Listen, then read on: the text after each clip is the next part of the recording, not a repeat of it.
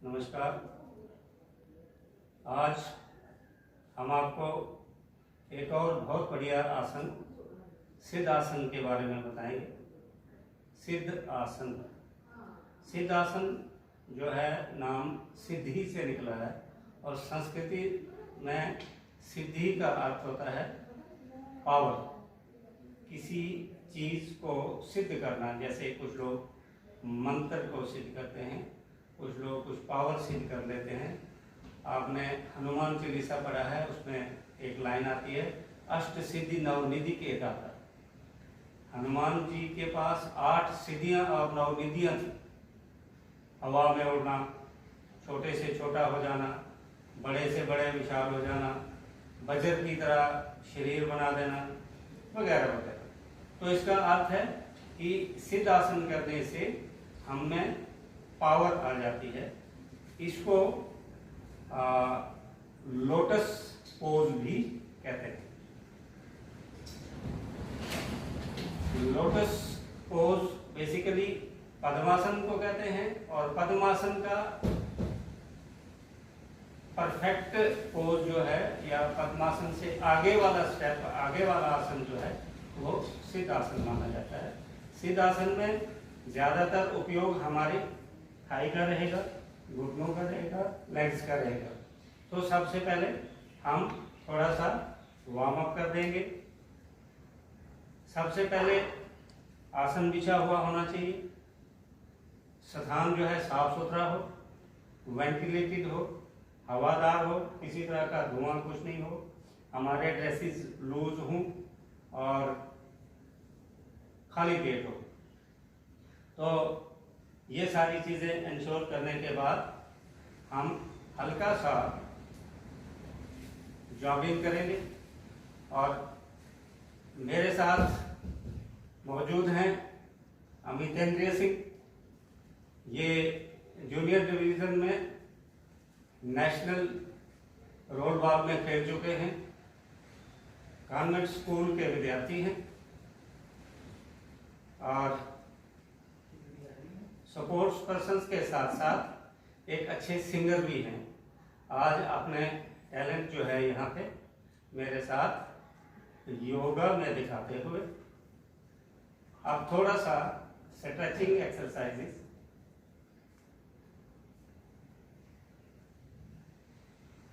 प्यार से करना है।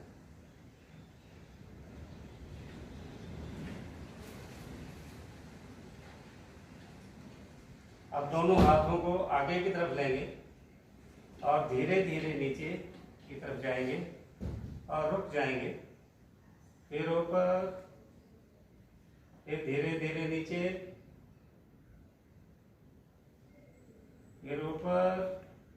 चेहरे पे रौनक, खुशी से करना, प्रसन्न होकर करना। धीरे धीरे नीचे और नीचे और नीचे और नीचे। अब उठना है, एड़ियां उठी हुई और अपने हाथों की पावर से धीरे धीरे उठना है। नौजवान लड़खड़ा रहे हैं। नौजवानों की लेग्स में पावर कम है क्योंकि आजकल के बच्चे कुरकुरे और फास्ट फूड का ज्यादा सेवन करते हैं।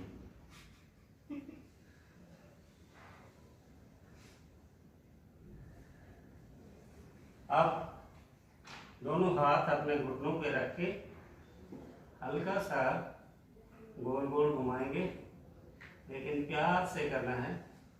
3 बार एंटी क्लॉकवाइज, अभी क्लॉकवाइज।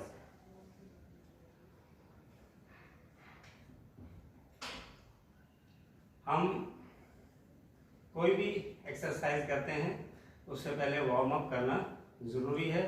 और कोई भी आसन करना है उसमें सबसे पहले देखना है कौन कौन से अंग पे स्ट्रेस पड़ेगी, उनकी खास तौर पे ये जो है वार्म अप करना ज़रूरी है।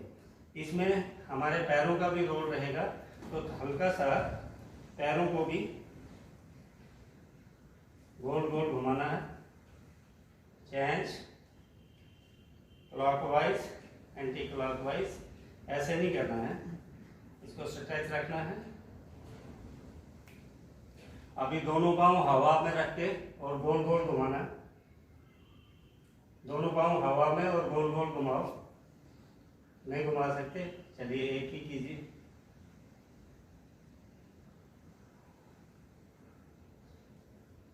तो अब हम सिद्ध आसन के लिए बैठ जाएंगे।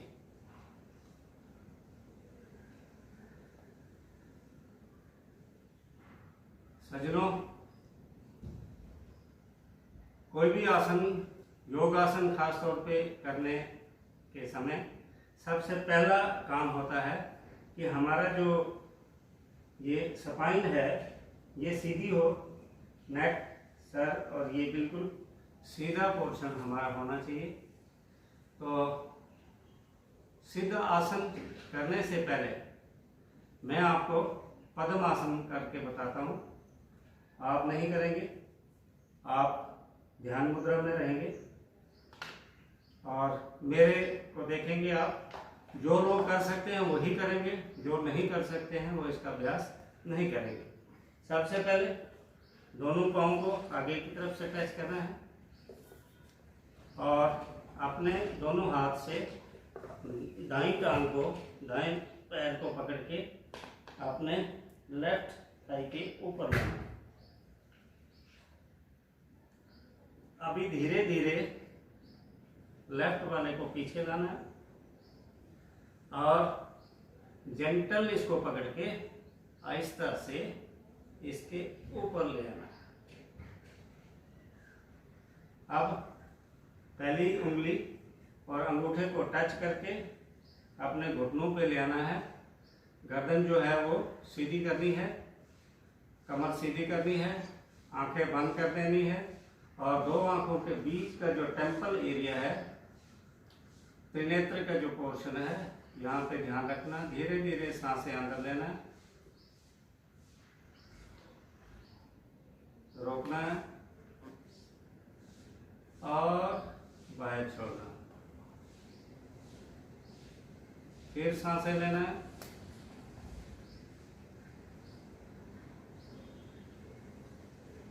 रोकना है जितनी देर रोक सकते हैं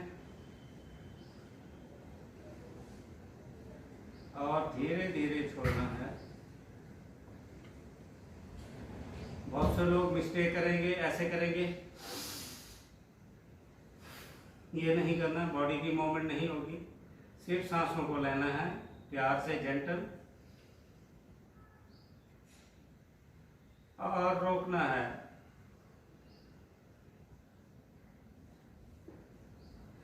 और धीरे धीरे छोड़ना है। तो ये था पद्मासन। इसको शिवासन भी कहते हैं और इसको सुखासन भी कहते हैं। शुरू में आपको यहाँ तकलीफ होगी, दर्द होगी, लेकिन जब आप अभ्यास करेंगे तो आप कई मिनटों तक, यहाँ तक कि घंटों तक भी 2 से 3 घंटे बैठ सकते हैं। और ये बड़े बड़े जो योगी होते हैं वो इसी आसन में बैठ के मेडिटेशन करते हैं, ध्यान लगाते हैं। अब धीरे से इस पैर को पकड़ के नीचे लाना है और फिर धीरे धीरे इस पाँव को भी नीचे लाना है। अगर आपको पैरों में हल्की सी दर्द हो तो आप ऐसे पाँव करो, तो इन पैरों को ऐसे करना है 2-3 बार, तो ये दर्द जो है वो खत्म हो जाएगा। अब हम आपको बताते हैं पद्मासन। दोनों पाँव को आगे करना और अपने दाईं एड़ी को इधर लाना है पीछे,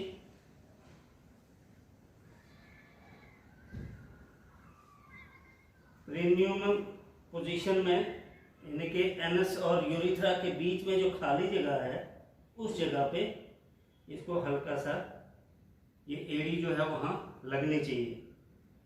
और अब इस पैर को इस पर लाकर इसके ऊपर रख देना है।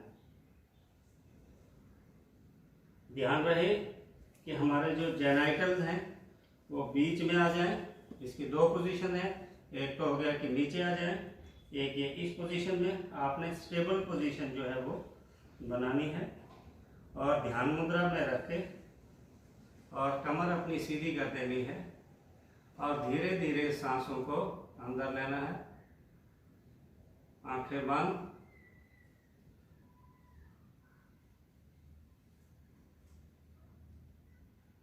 धीरे धीरे सांसों को बाहर छोड़ना है, अंतर्मुख होना है, अंदर की तरफ देखना है, आपका कोई ख्याल इधर उधर नहीं जाना चाहिए। फिर एक बार सांस लेना,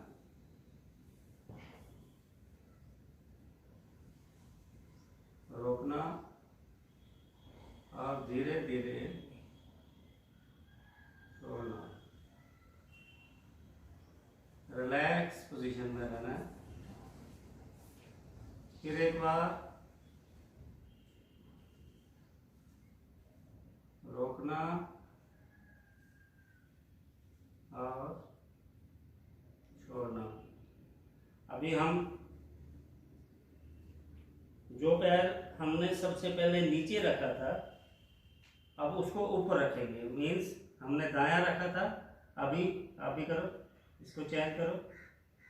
बाएं पैर को लेफ्ट वाले को पीछे लाओ, लेफ्ट वाले को पीछे लाओ जितना कर सकते हो। थोड़ा अपने ड्रेस को, अगर नहीं कर सकते हो तो आप शोकासन में रहो, आप शोकासन में करो। ये एड़ी जो है यहाँ पे लानी है, एनस और यूरिथ्रा के बीच में हल्का सा ध्यान रहे कि इधर ज्यादा जोर भी नहीं लगना चाहिए, इतना वेट भी नहीं डालना है कि हमारा सर्कुलेशन बंद हो जाए। अभी धीरे से इस वाली टांग को पीछे लाया और इसके ऊपर रख दें। ध्यान रहे कि थोड़ा सा जो नीचे वाली एड़ी है उसको प्रेस होना चाहिए। और आगे की मुद्रा सेम, ध्यान मुद्रा में इंडेक्स फिंगर और अंगूठे को टच करके धीरे धीरे सांसों को अंदर लेना, रोकना और धीरे धीरे छोड़ना। शुरू में 5 से 10 सेकंड या 15 सेकंड के लिए करेंगे, लेकिन धीरे धीरे जब अभ्यास हो जाएगा तो 1 से 2 घंटे तक भी सिद्धासन किया जा सकता है। अभी सिद्धासन के फायदे क्या है?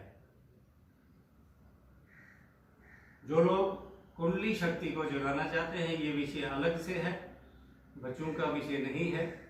जो लोग इसमें रुचि रखेंगे, इंटरेस्ट रखेंगे, जिनके गुरु जी हैं या जो योगाभ्यास करते हैं वो अपने गुरु से शिक्षा ले सकते हैं, या इस विषय में हम दोबारा दूसरी बार कर सकते हैं बात। तो हमारे अंदर जो है 7 से 8 चक्कर होते हैं, एक तरह के गैंग्लियन होते हैं जिनमें सरप्लस एनर्जी होती है और उनको एक्टिवेट किया जाए तो हमें अद्भुत शक्ति आ जाती है। मीन्स त्रिनेत्र हमारा जाग जाता है। इन आंखों से हम ईश्वर अल्लाह ताला परमात्मा को पहचान नहीं सकते हैं, उसके लिए हमें त्रिनेत्र या बसीरत की आंख की जरूरत होती है, थर्ड आई की जरूरत होती है, सिक्स्थ सेंस की जरूरत होती है। तो उसके लिए ये बहुत जरूरी है। ये पहला जो एनस पोजीशन में जो मूलाधार है उसको एक्टिवेट करता है और उसके बाद स्वादिष्टांग जो है उसको एक्टिवेट करता है। हमारे जो ये जो थाइज हैं इसके मसल्स बढ़िया हो जाते हैं। हमारे ये हिप जो है इसमें फ्लेक्सिबिलिटी आ जाती है, हमारी स्पाइन जो है वो ठीक हो जाती है और इसके बाद हमारा नर्वस सिस्टम जो है वो शांत हो जाता है।